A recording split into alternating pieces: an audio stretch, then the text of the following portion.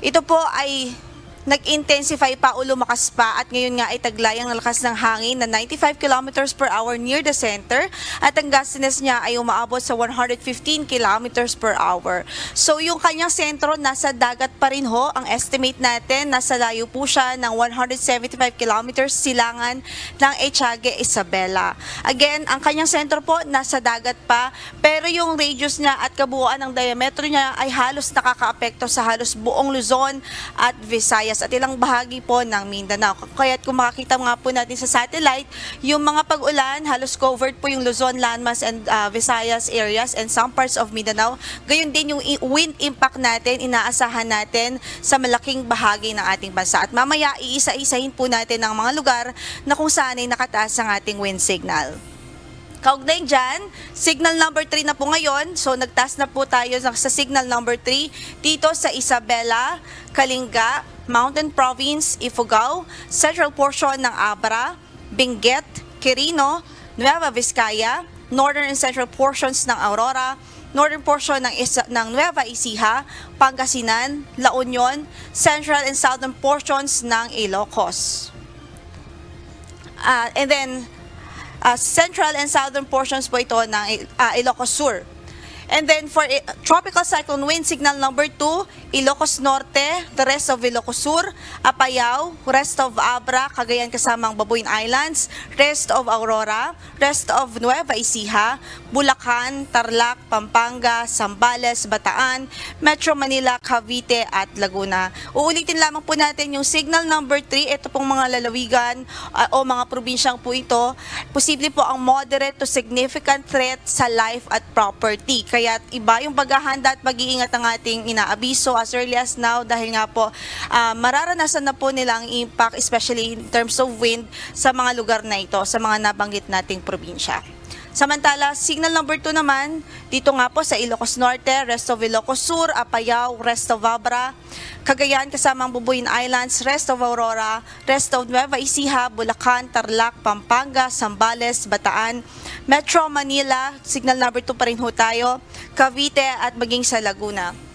Signal number 2 rin sa Rizal, Quezon kasama ng Polillo Islands, Camarines Norte, Camarines Sur at maging sa Catanduanes. Habang signal number 1 naman, dito po sa mga blue shaded areas na ito, Batanes, Batangas Occidental, Mindoro kasama ng Luwang Islands, Oriental Mindoro, Marinduque, Romblon, Calamian Islands, Albay, Sorsogon, Masbate kasama ng Dicao at Burias Islands. Signal number 1 din ho sa Aklan, Capiz, Antique, including Caluya Islands, Iloilo, Guimaras, northern portion ng Negros Occidental, northern portions ng Negros Oriental, northern and central portions ng Cebu kasama ng Babuin Islands at Camotes Islands, Bohol, Eastern Samar, Northern Samar, Leyte, Biliran at maging sa Southern Leyte. Extended pa rin ang ating signal number 1 sa Dinagat Islands, Surigao del Norte kasama na ang Siargao, Bukas Grande Group. So, i-reiterate lang po natin na yung signal natin o wind signal, ang in-emphasize po natin dyan yung epekto ng hangin o wind impact dito sa mga lalawigan. And then, pagdating naman sa mga ulan, meron din po tayong pinapalabas na advisory o weather advisory kung saan pinapakita po natin ang posibleng dami ng ulan na pwedeng ibuhos po nitong si Bagyong Christine. So, intense to torrential o halos buhos talaga ng mga pag-ulan ang inaasahan natin sa araw na ito sa Cagayan, Isabela, Apayao, Aurora at maging sa Quezon Province. Habang heavy to intense o medyo talagang heavy pa rin ng mga pag-ulan at pagbuhos ng ulan o downpour sa natitirang bahagi ng Cagayan Valley, rest of Cordillera Administrative Region, Ilocos Region, rest of Central Luzon, Rizal at maging sa Camarines Norte. Moderate to heavy naman o yung mga katamtaman hanggang sa malakas na mga pag-ulan ang pwedeng maranasan sa natitirang bahagi ng Calabarzon, sa Metro Manila, Occidental Mindoro, Oriental Mindoro, Marinduque, Romblon, Calamian Islands, Camarines Sur, Catanduanes, Masbate, Albay, Sorsogon at Western Visayas. Again, kailangan po natin ito ma-emphasize dahil ito po yung mga lugar kung saan concentrated yung malalakas na mga pag-ulan na dulot nga po nitong si Bagyong Christine. And kung hindi man po mabanggit dito, nasa forecast po natin yan, ibig sabihin posible na cloudy po sila at may mga pag-ulan pa rin, light to moderate rains na mararanasan, na dulot pa rin ni Bagyong Christine. Bukas naman, tomorrow, intense to torrential pa rin ang inaasahan sa Pangasinan, Zambales at La Union. Heavy to intense naman sa natitirang bahagi pa ng Ilocos Region, Cordillera Administrative Region at maging sa Bataan.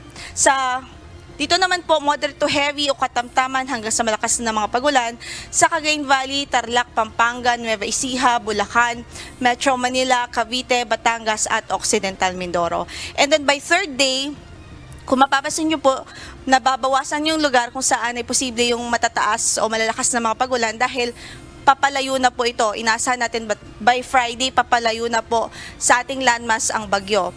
So, posible na lang na maulan doon ay ang Pangasinan, Zambales at maging sa La Union. Okay, babalikan lamang po natin itong track na ipinalabas po ng Pag-asa as of 5 p.m. sa ating latest bulletin. So, ito nga po yung kanyang sentro at makikita po natin halos northwestward na yung kanyang movement. Northwestward and then west-northwestward na movement in the next few hours. And posible na kung hindi po magbago ang kanyang direksyon at ang kanyang track ay magla-landfall po ito sa northern Luzon area o dito po sa area po na ito between southern portion ng Cagayan hanggang sa northern portion ng Aurora. Either tonight po yan o mamayang madaling araw. So mag-monitor tayo at mag-antabay sa sa update ng Pag-asa. But kailangan pa rin nating ipaalala na kahit hindi pa po ito nagla-landfall, prior to landfall ay mararanasan na po yung radius ng bagyo nito at yung eye wall. Posibleng mauna na pong maranasan bago pa po yung sentro. So importante, by this time ay actually dapat earlier pa ay handa na po tayo at nakapag-prepare na po tayo. So sa ating forecast, magkocross po ito dito sa ating landmass, Luzon landmass, and maapektuhan nga po halos buong Luzon and some parts of Visayas, and then eventually mag-emerge sa karagatan po ng West Philippine Sea before exiting the Philippine Area of Responsibility. So kung hindi po magbago yung ating track, posible po that by Saturday early morning, nasa labas na po ito ng ating Area of Responsibility. Ito naman yung mga lugar kung saan posible pa rin ang mga gusty condition ng winds.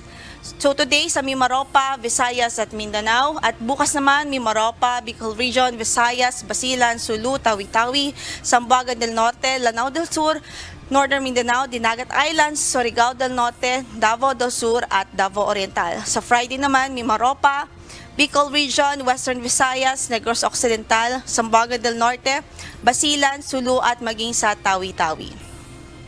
At lastly po yung ating gale warning, nakataas po yan halos sa buong Luzon, maliban nga po dito sa part na ito ng Palawan, and halos buong Visayas din, maliban sa Siquijor. Pero ito lang po yung concentrated, yung malalakas na o malalaking alon. Then the rest of the country, halos maalon pa rin naman ho ang karagatan. So ibig sabihin, delikado pa rin ho at hindi pa rin po ay na-advise na pumalaot sa halos buong kapuluan. And then yun nga, concentrated yung ating gale dito po sa red shaded portions na coastal areas.